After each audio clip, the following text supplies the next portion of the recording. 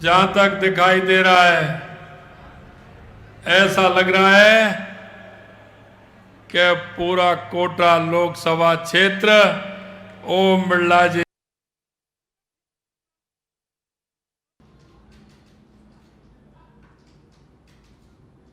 बोले भारत माता की,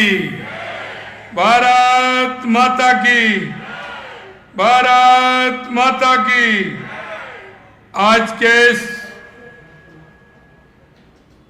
हमारे लोकसभा के अध्यक्ष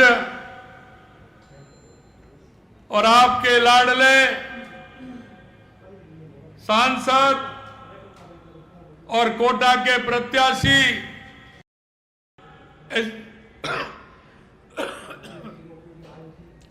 नामांकन सभा में हमारे बीच में पार्टी के हमारे प्रदेश अध्यक्ष सम्मानीय सीपी जोशी साहब,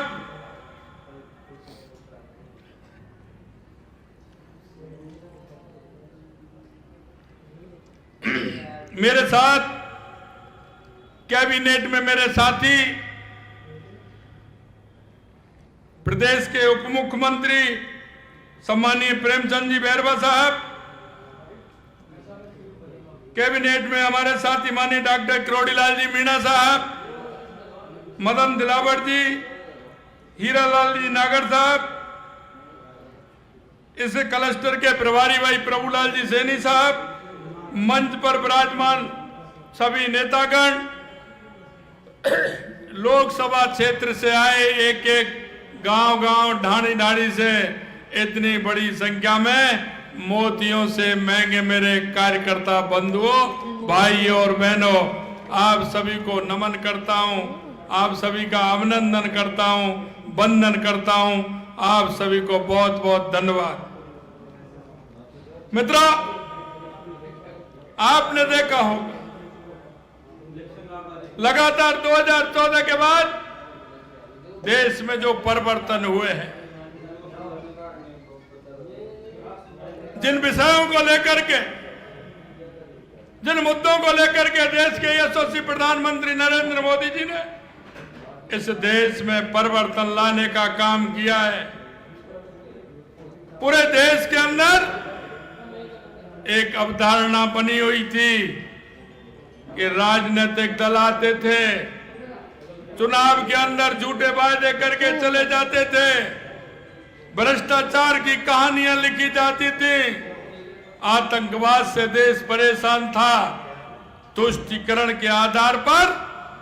देश को चलाते थे। मैं आपसे कहना चाहता हूं, 2014 के बाद देश का मिजाज बदलने का काम देश के यशस्वी प्रधानमंत्री नरेंद्र मोदी जी ने किया। उन्होंने ऐसे राजनेताओं को भी और राजनीतिक पार्टियों को भी बदलने के लिए मजबूर कर दिया है कि यह झूठ अब चलने वाला नहीं है। इस कांग्रेस ने 7 दशक तक गरीबी के नाम पर वोट मांगा था, गरीबी के नाम पर इन्होंने गरीबों को ठगने का काम किया था। इन्होंने आखंड में कांग्रेस भ्रष्टाचार से डूबी हुई थी। अगर इस देश में भ्रष्टाचार से डूबी हुई थी, अगर इस देश में कोई भ्रष्टाचार की जननी है